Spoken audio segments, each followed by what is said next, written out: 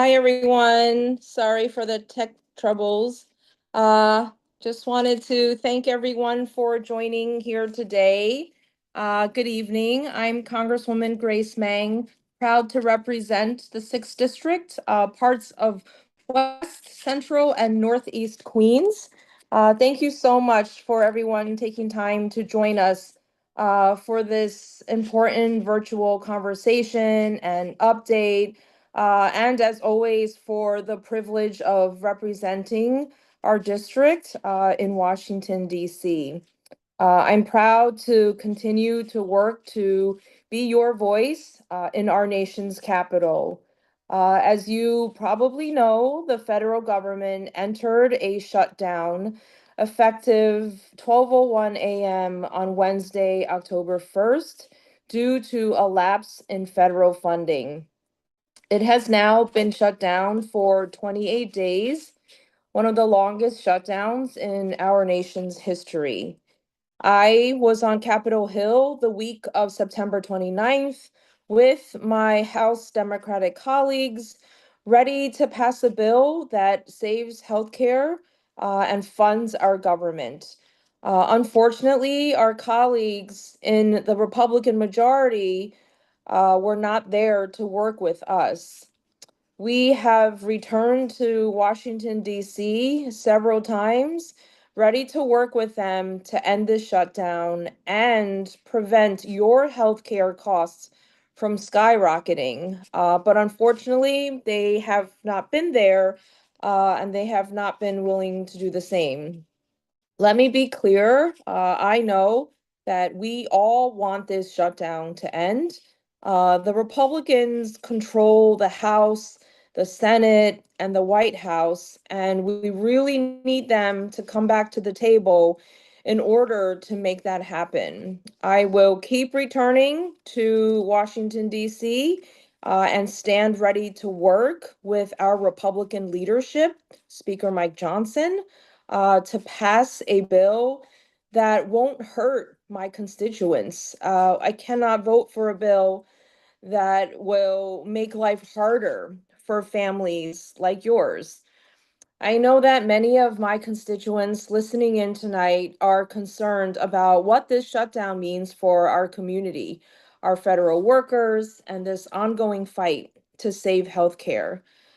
Tonight, I'm coming to you from my district here in Queens, my kitchen, and I'm here to help answer with some of our experts and folks who are literally helping folks on the ground. And they are our special guests tonight. They are, first of all, Daniel Horowitz, Legislative Director at the American Federation of Government Employees, the largest union representing civilian federal workers.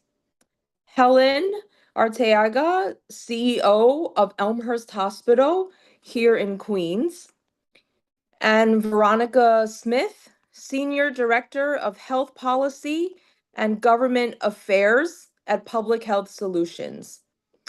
Thank you to Daniel, Helen, and Veronica.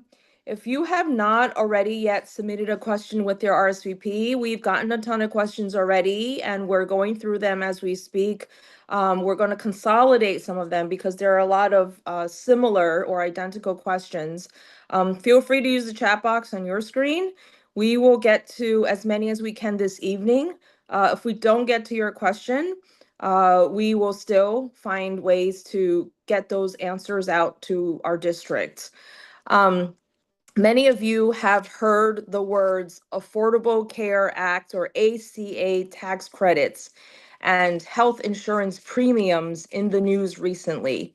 That's because these health insurance tax credits that keep your premiums affordable are about to expire. You might think this is not going to impact me because if you don't get your coverage through the ACA marketplace, but if we don't extend these credits, everyone's premiums will skyrocket. Not by a few dollars, but maybe by hundreds or thousands of dollars for working class families in Queens. This is happening on top of the Republicans' draconian cuts to Medicaid, which was in H.R. 1. Some people call it the Big Beautiful Bill, some people call it the Big Ugly Bill. It was enacted, as you know, over the summer, and that bill will kick about 15 million Americans from their coverage and potentially set off a wave of hospital closures across the country.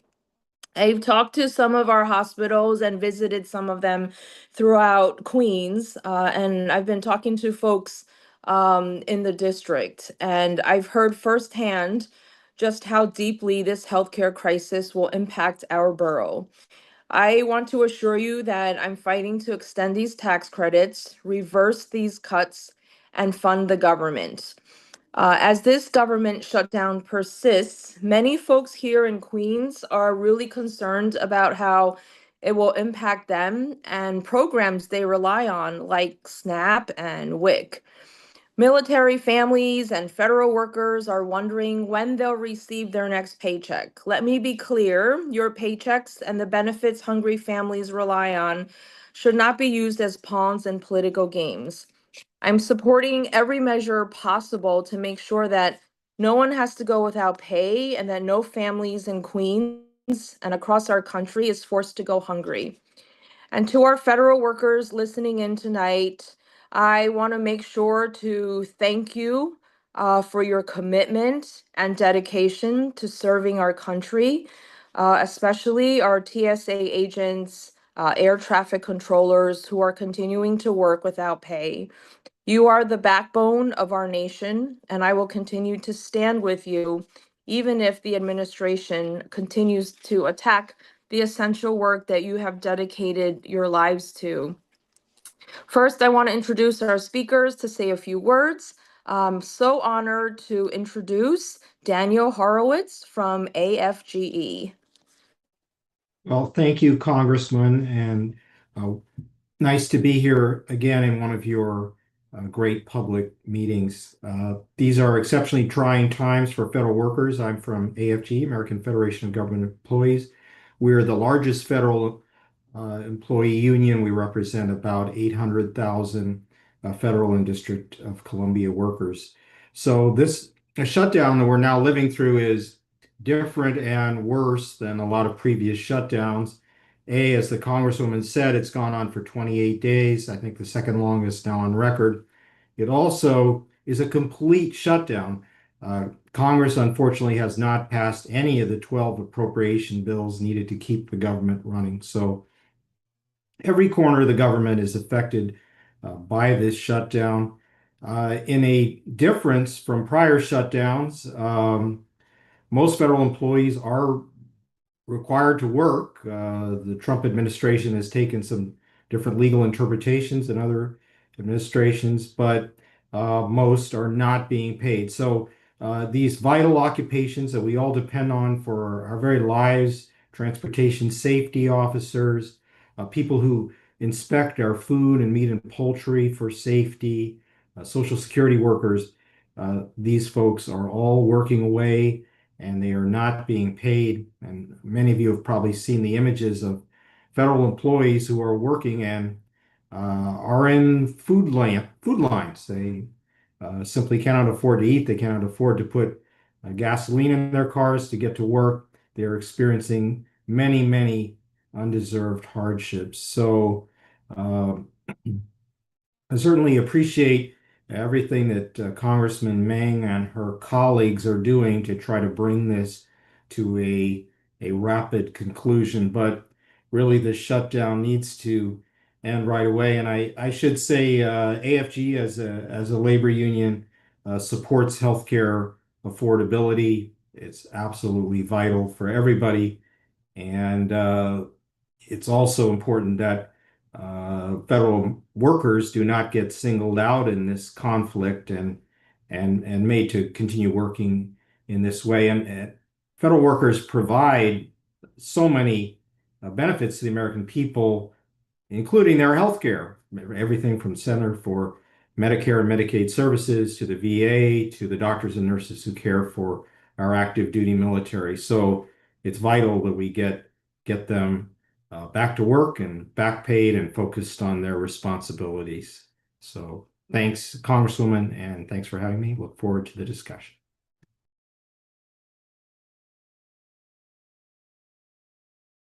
Am I next? Sorry, I froze again. Next we have Helen from Elmhurst Hospital, our CEO. If Helen is on.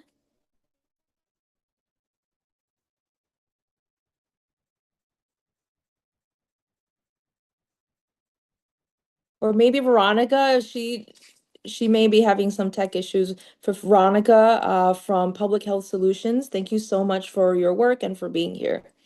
Yes, thank you very much, Congresswoman Meng. Thank you for being a champion for all New Yorkers and Queens constituents. We are honored to be here with you today. And I apologize if there's some background noise. I'm currently in a hospital cafeteria, so it's a little loud. But my name is Veronica Smith. I am the Senior Director of Health Policy and Government Affairs for Public Health Solutions, which is the largest public health nonprofit serving New Yorkers that is aimed at health equity in all of New York. We've been around for about 65 years. We are the largest provider of WIC in the state. We have 9 locations, 5 of which are located in Queens.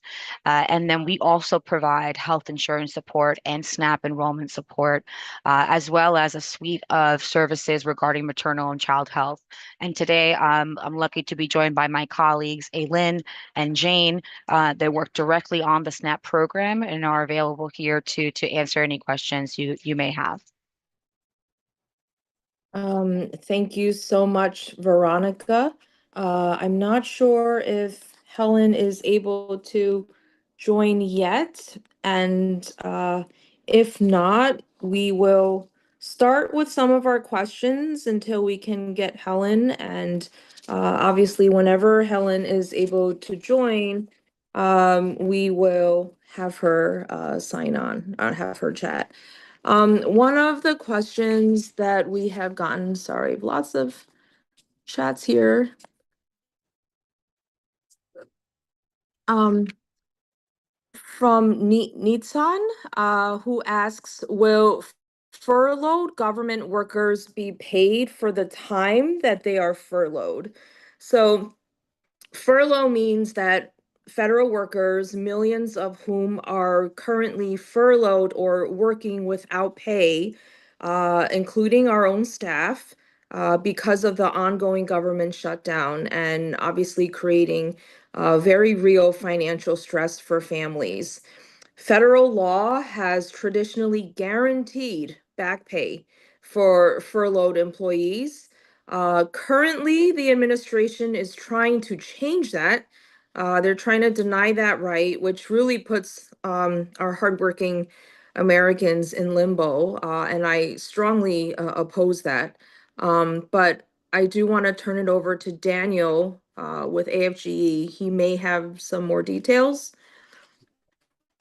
Well, the Congresswoman is right. There is a law passed several years ago, Government Employees Fair Treatment Act, I believe is the name, and it does guarantee back pay once the shutdown has ended. And of course, we believe that's the law of the land, and we hope the Trump administration abides by it.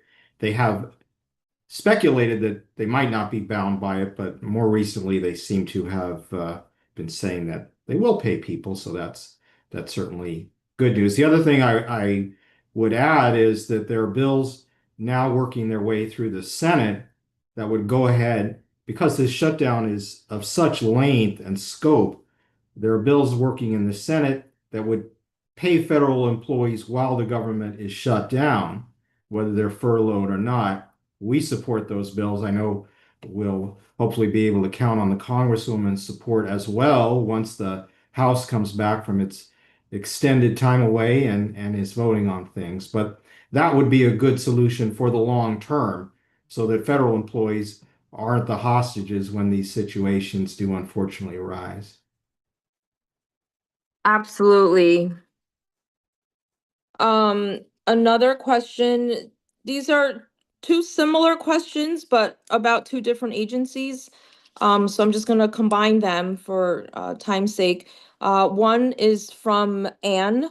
Will we still receive our Social Security benefits? A lot of people have reached out to our office about this. And another one from Arena. If I am owed a refund from the IRS, will I receive my money? Great questions.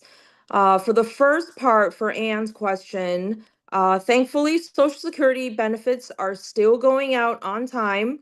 No one is losing their monthly check because of this shutdown. As you may know, Social Security is funded by workers, by your contributions, and is not subject to the spending bills that Congress is fighting over. It's not part of that process. But that said, the shutdown is still creating real problems for people who may need help, everyday help. People still go to the Social Security Administration all the time. We have two offices right in our district. Offices are open, but they are short-staffed. So there will be longer wait times for appointments, longer wait times for phone calls and applications. I want to briefly thank many of our constituents. We had heard rumors that Social Security offices were going to get closed in Queens, and many of you spoke out, and we were able to reverse any threat of the closing of Social Security offices, at least in our district, in Regal Park and in Flushing. So I want to thank you. New claims, appeals, and benefit verifications are being delayed. That is unacceptable for seniors. People depend on this money. People with disabilities and families who are depending on, that timely service. Similarly to Rena's question, yes, the IRS is still processing refunds. However, as you can predict, there may be severe delays because of the shutdown. Our office is here to help anyone experiencing issues or delays with their Social Security benefits or IRS during the shutdown. With any agency, we may not have all the answers, but do not hesitate to reach out to our office if we can help navigate what's happening or what may be delayed. So thank you to Anne and Rena for those questions. Next question is from Mohammed. Which fee-funded immigration services like USCIS will continue, and where should applicants expect slowdowns? Excellent questions. We get lots of inquiries, even during normal times, on immigration-related services. A government shutdown mainly impacts programs and services and projects that, like I mentioned, are funded through our regular appropriations process. During a shutdown, most immigration applications processed by the USCIS agency, they're still going to continue as normal because that agency is primarily funded by application fees rather than as a part of our appropriations budget process. So there are forms like H-1B, L-1, I-40, I-140s, and the 485s that are expected to continue as normal, but obviously there could be significant slowdowns and delays. Some programs are funded through the regular appropriations process. For example, E-Verify, certain special immigrant programs, they may be suspended entirely. We also have gotten questions on cases going through the court system. Immigration court cases that are currently on the docket should still proceed when there is a lapse in this budget process, but non-detained docket cases will likely be reset for a later time when funding resumes. And again, our office continues to be open if people have questions, if this still doesn't answer your specific case. you know, feel free to reach out. We may be getting delayed responses. So please be patient with our team, but feel free to reach out. Um, all right, I think I'm told that Helen should be good to go. I may even have some PowerPoint slides. Helen, are you there?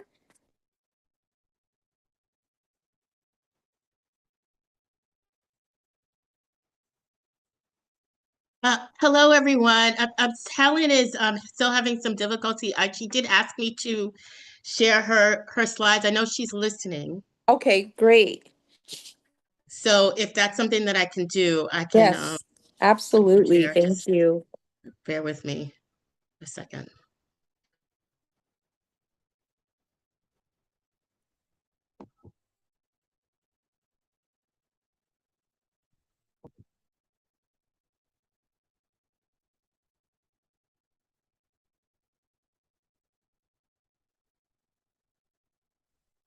Can you all see my screen yet or no?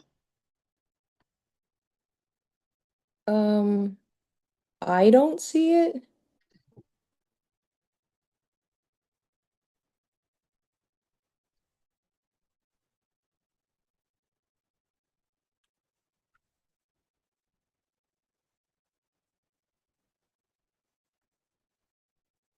Oh, I see a button that went up, screen share. Yes, now I see it. Okay, so don't let me find the.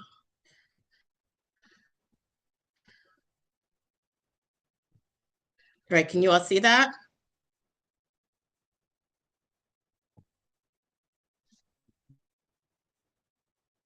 Hopefully everyone can see that. And Helen is listening. Looks great. Okay. So just a little bit about Health and Hospitals Elmhurst. We're a 545-bed comprehensive medical center in one of the most ethnically diverse and linguistically diverse communities in the United States. I know Helen always says that we speak more languages than Google, so that is something that we're very proud of. We're a level 1 trauma center. Just to give you a little bit background on the hospital, a level 3 NICU. We're one of the largest behavioral health providers in the borough of Queens. A lot of people don't know that. We actually have 1.2 million outpatient visits per year. And just to give you some context, there are only 2.4 million people in the borough of Queens. So we see roughly half of the borough in some way or another. Hello? Oh, Helen, can you hear? Oh, Okay. yes. Oh, my God. I'm fine. I'm so sorry, everyone. Not And at I'm all. so We're sorry, glad to. Congresswoman Not at Diva. all. We're glad to have you. But if you guys could click on the actual file, we can see the name of the file, but we can't see the content. Welcome, Helen. Hello, everyone. Okay.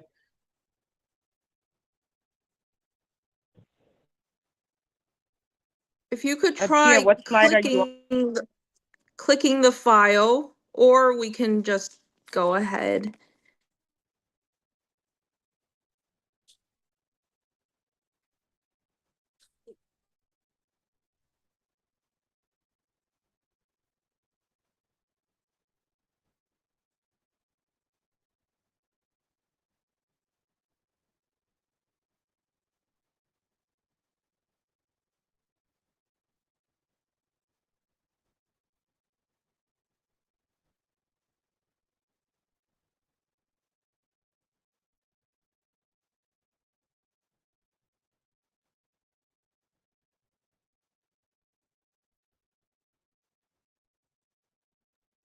Okay, Helen, I think we're just gonna go ahead without the slides for now.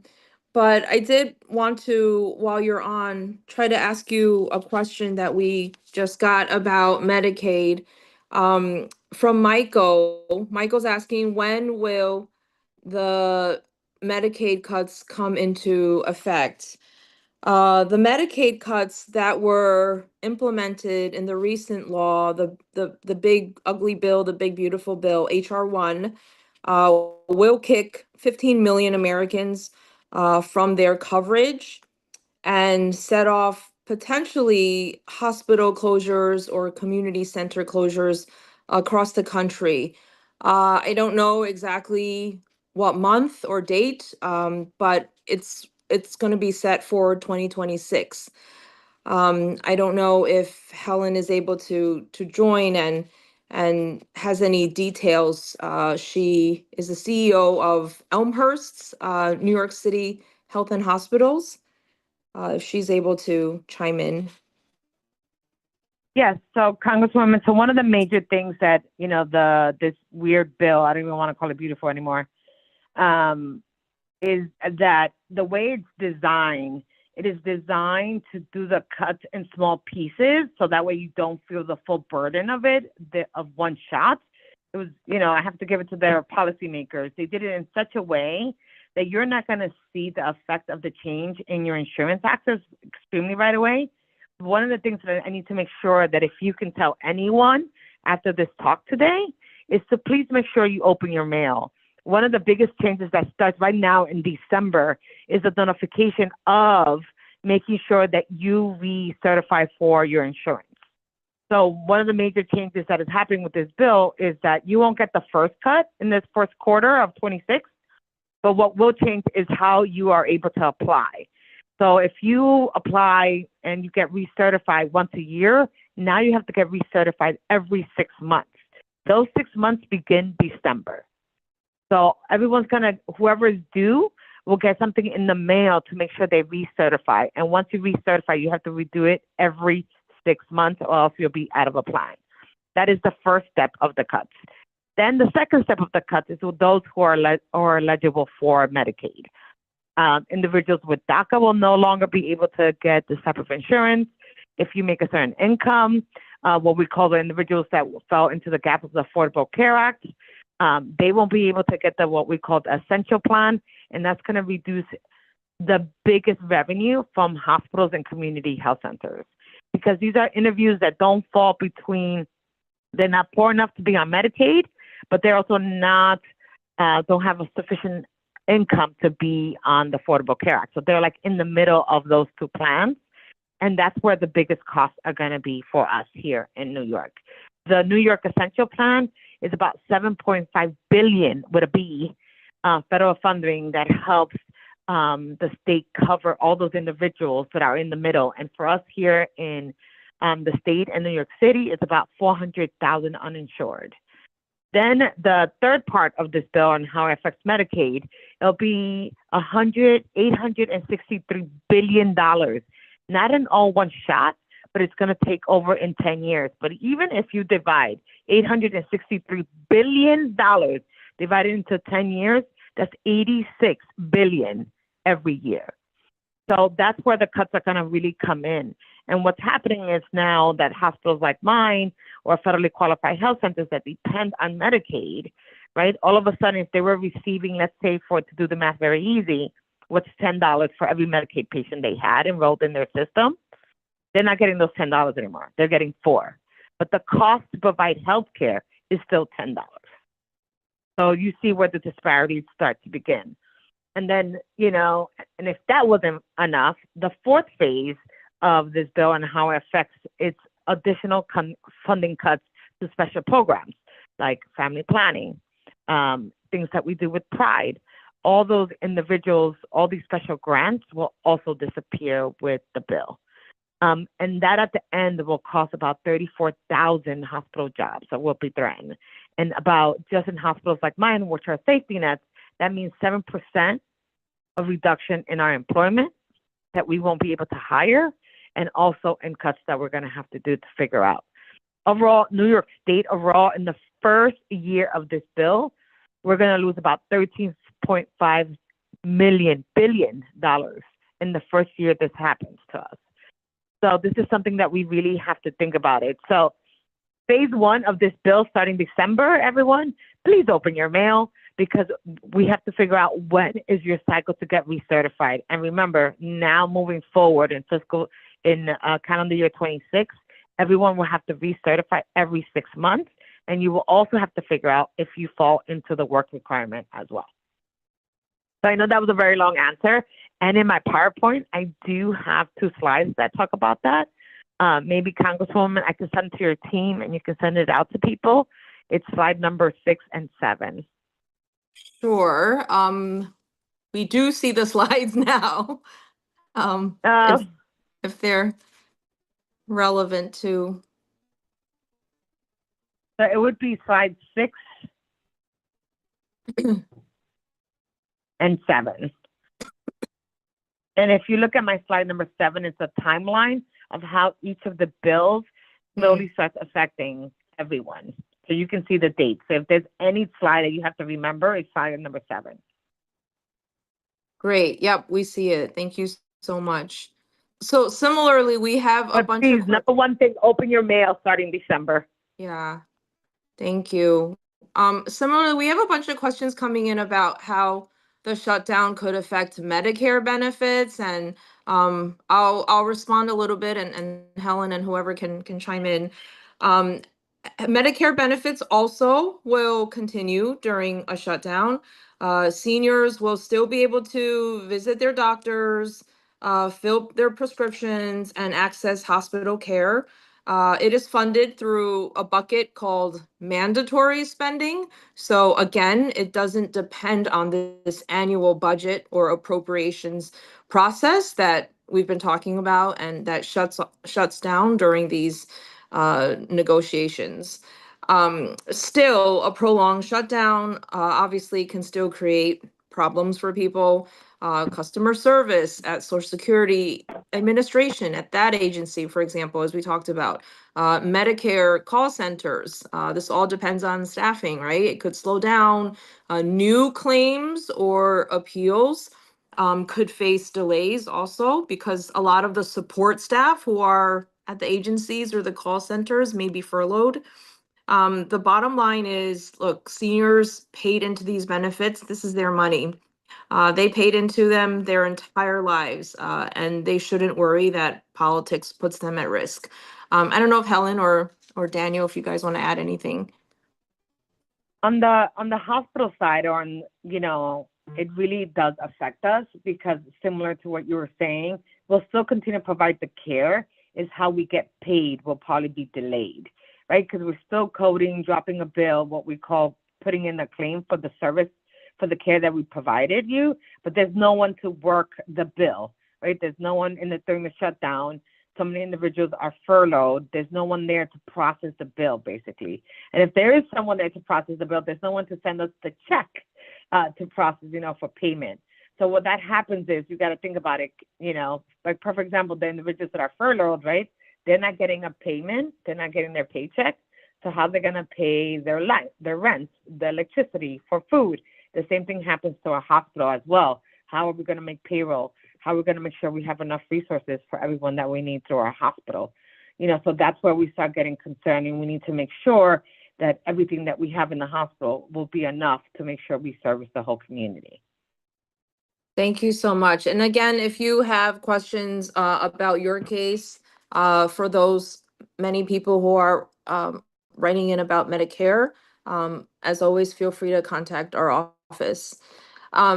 We have some questions on SNAP from Marcos. When should we expect the shutdown to directly impact programs like SNAP? From Todd, I am a retired veteran who relies on food stamps, SNAP benefits. My main concern is whether or not SNAP benefits will be available in November. SNAP is a lifeline. It is also coming under attack. This week, we learned that the administration has decided not to reach into its contingency funds to be able to pay the November SNAP benefits. Supposedly it's because of the government shutdown, but that's not true. There are funds, there are emergency funds, contingency funds that have been used previously. to make these benefits able to still be able to pay out to people. Um, they are refusing to use these funds. We just can't allow them to play games, especially during this critical period. It's right before Thanksgiving, right before the holidays. People are going to go hungry, and it's not okay. 3 million New Yorkers, over 90,000 of my constituents just in our Queens district alone rely on SNAP to be able to put food on their tables every month. 50% of people on SNAP in our district here in Queens are elderly. Over 25% of them are kids or disabled. Um, we really want the administration to not play any games with this. This is literally a life or death matter, and we're just asking them while this shutdown continues to at least pay the November benefits, which starts in a few days. We've asked them, and hopefully we'll get a response soon. But I don't know if Veronica, you or your team might have something to add. Yep, sure thing. So, as it relates to November, it's our understanding as of right now that the benefits for the month of November will be delayed. We don't know when the federal government will issue them. However, if you have benefits that are left over from October on your EBT card, you can still use them, and shops and bodegas and grocery stores will still accept them. I would say that the best resource for up-to-date information would be the SNAP Benefits Shutdown page on the OTDA page, the Office of Temporary and Disability Assistance, which I will put in the chat right now. But just to confirm, as of right now, we know that the benefits for November are delayed. We do not know when those will be issued. Thank you so much, Veronica. We have another question about Congress in general, from Steve. I'm concerned that with the House not even in session, and Congress as a whole is not contributing to the business of government, we are ceding the power of government to the executive branch. How can we remind the people that Congress is the Article 1 branch? Great civics question. You are absolutely right. Congress is the Article 1 branch, the branch that our founders placed first in the Constitution, because we represent the people directly. We are closest to the people. Speaker Johnson it's been about a month since we have not been called in for votes. Every Thursday or Friday, we wait for the schedule, hoping that they don't cancel votes that the schedule's been predetermined for almost a year when that schedule comes out. It's all public. But every Thursday or Friday for the last few weeks, they have suddenly canceled votes. I've never been out of Washington, D.C. not voting during a session. There's still other work that needs to be done, and both parties, I don't care who's in charge, both parties should be in Washington talking to each other and negotiating. I saw a question come through that 7 votes are needed in the Senate. Yes, absolutely. And that's why we want both sides to be able to talk. If they need the 7 votes, they need to talk to the other party. When the House is not in session, Congress is weakened as an institution. And that balance of power is the beauty of America. It defines our democracy. Our House Democrats, we've continued to push to keep the government open, asking to fund essential programs, moving bipartisan legislation that strengthens our country. And I think I saw a question, and yes, to keep workers paid even during the shutdown. Our country, the American people, Republicans, Democrats, everyone in between, deserves a Congress that is literally in Washington doing its job, and not ceding power by default through dysfunction to any other branch. Ultimately, the best way to remind people of Congress's power is to get back to using it in the first place and doing so responsibly. House Democrats, we've been returning to Washington. I'm lucky I live close. I can go back at a moment's notice. We stand ready to pass a bill. We're just asking that Republican majority includes us in negotiations. Not talking to the other side is really not going to solve this problem. So that's my take on it. I appreciate the question. I do want to get through some other questions. We have some questions about hospitals. Back to Helen. From a Daniel, another Daniel, how will this shutdown impact New York City hospitals, our public hospitals, and hospitals here in Queens? Look, Helen talked about it a little bit. Shutdowns and any pauses in federal support, any pauses in federal money that our city and state, especially our hospitals, depend on, it really hurts our healthcare system. When folks go to the hospital, no one cares if they're Republicans or Democrats or whatever party they're in. Everyone needs help. We have to keep our families healthy. This puts a strain on families who rely on these federal programs to afford basics. I'm going to turn it over to Helen, who can probably provide more specifics on challenges our local hospitals are facing. I know she touched upon some of it, but if you have anything to add. No, I totally agree with you, Congresswoman. I think the biggest strain is that we are going to see more and more people walking through our doors without access to good health care. And what happens is they don't do their preventive care.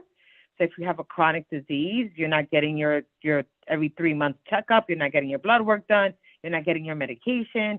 So what happens? You end up in the emergency room. And the emergency room it's still access to healthcare, but it's not the right healthcare that you will need to manage chronic illness.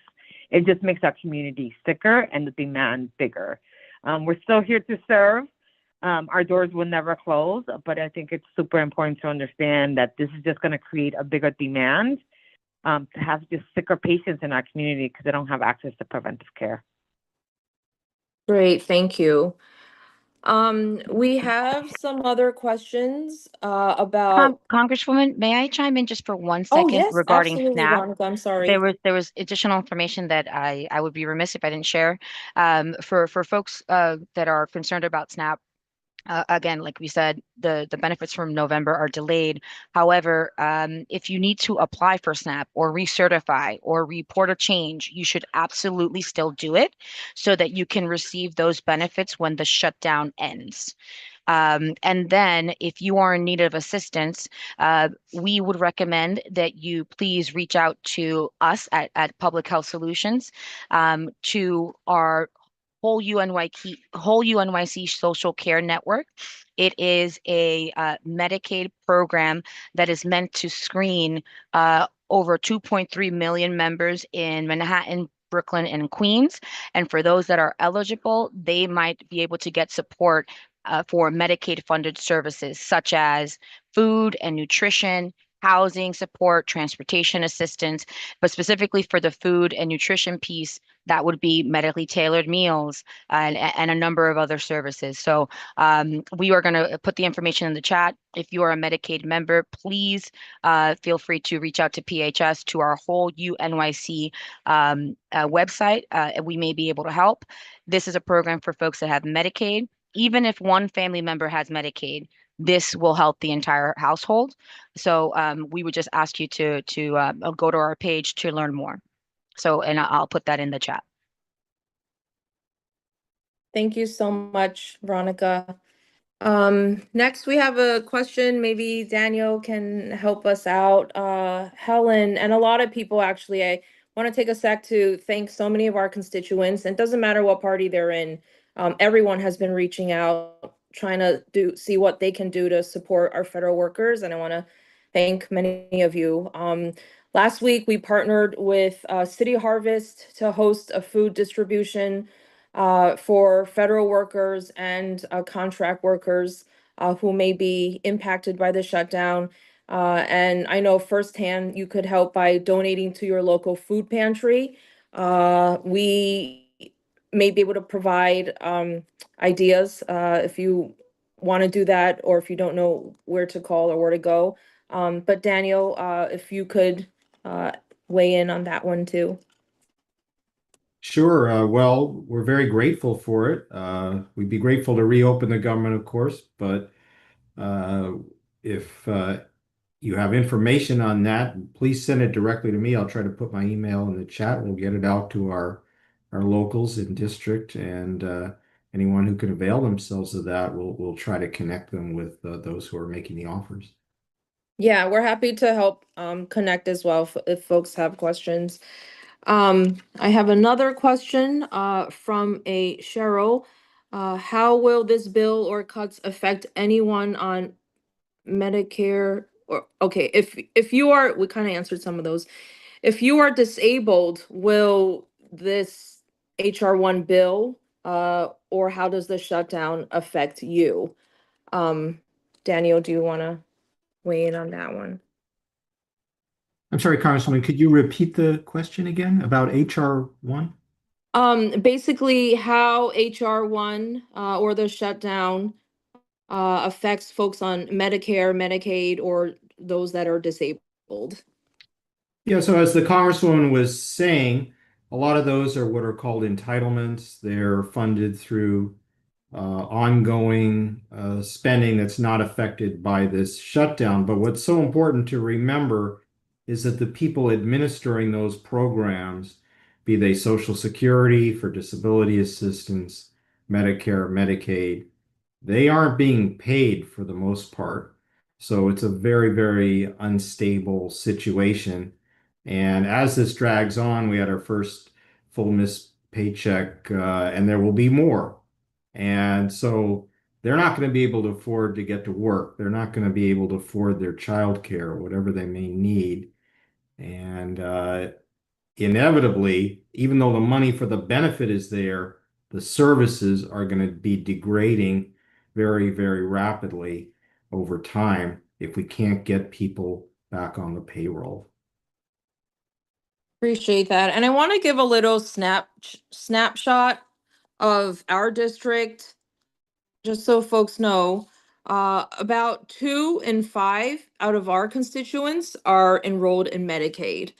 And Medicaid affects about 80% of what New York State spends on Medicaid actually impacts the elderly and disabled. So because the elderly and disabled receive such a large share of New York's spending on Medicaid, many of the services that you may not think you're on Medicaid or impacted by Medicaid, but a lot of the services will be cut. For example, adult daycare, many people attend adult daycare settings, long-term support and services, nursing homes, huge. And there are a lot of activities or programs, both in and outside of nursing homes. Half of Medicaid enrollees are kids or are seniors. Over 91% of current Medicaid enrollees are working or they're in school or they're caring for a family member. So I just wanted to, give you a snapshot of our district. About 50,000 people in my district alone will lose health care as a result of HR1. So I just wanted to share with that. And we have time for one more question from Nat. Why haven't both parties, I saw someone kind of ask this before, why haven't both parties come to an agreement? What do you believe are each party's goals and how are they contributing to the shutdown? And why is this government shutdown happening in the first place? So as you know, so every year funding the government requires negotiation between both parties. Doesn't matter who's in charge. Both parties have to come together, agree on a bill. If they don't agree or if they don't talk, as is happening right now, we face a shutdown. In a shutdown, we typically spend time, the leadership, on both sides. They spend time with the other party until we come to an agreement or pass other legislation in the meantime, such as paying the troops to alleviate some of the pain of the shutdown. What makes this shutdown unique, and this is not my first shutdown, but this is the first shutdown where Congress is not in town during the shutdown and talking and voting on other stuff even. The speaker has refused to call the House back in session for almost 40 days. We have not voted for almost 40 days, unheard of. And our leader on our side, Hakeem Jeffries, we are waiting for communication from our speaker. Our goal, obviously, is to end the shutdown, to stop these horrible, horrible cuts to healthcare. It's really hard in light of HR1, in light of the bill that was passed, that you've heard a little bit about how it could impact even our district. It's hard to vote on a bill that will allow the tax credits to expire, which means that over 1 million people in the state of New York will see their premiums rise, right? Their costs will go up. But we have to talk. We cannot negotiate with an empty chair. Someone wrote before, we need 7 Democrats. Absolutely, and that's why we should talk. And not talking is not going to solve the problem. We are pleading with the Republican Party. They control the House, the Senate, and the White House. If they need us to reopen the government, they need to offer a real chance in negotiation. Ignoring us and not talking is not going to help the situation at all.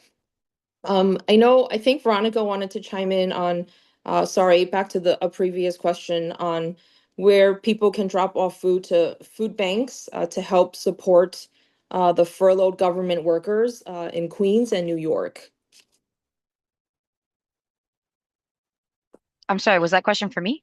Oh yeah, sorry, I jumped Sorry. back to people had more questions on where to drop off food or how to help support workers in our area. I do not have the correct answer to that question, so we will come back to that. But we will take that back to the mayor's office and try to get your response so that we can share it with the Congresswoman. But we're not related with the food bank. The Food Bank of New York City is a partner of PHS, but that is a separate entity. Okay, got it. We will make sure to work with you and AFG and our food banks. Appreciate that. Um, I think that's all the questions that were in our chat. I want to thank everyone who submitted questions today. Thanks for joining us for this conversation and update. We'll try to get more information to all of you as it comes along. Thank you to our special guests for taking time out of their busy schedules in this kind of urgent times to be with my constituents. Thank you everyone for your patience with the technical difficulties. We have lots of great questions. If we didn't get to yours for some reason, or you have something that you think of after this call, or if you need help with a federal agency, please feel free to reach out. We are still here. We are open to assist. Both of our offices in New York, in Queens, and also in Washington, D.C., are available to serve you. Our DC office is for the phone number 202-225-2601. Our district office is 718-358-6364, or send an email through our website portal at meng.house.gov. Feel free to follow us on Facebook, Instagram, Twitter, and Blue Sky. And if you want to subscribe to our newsletter, which is on our website as well, we'll try to give you current updates. Thank you so much for everyone reaching out. Let's keep up the fight. We have a lot of work to do. We got to stay together to make sure that we are doing everything we can to protect our American families, especially those here in Queens in our district. Thank you, everyone, for joining tonight, and stay safe. Bye, everybody.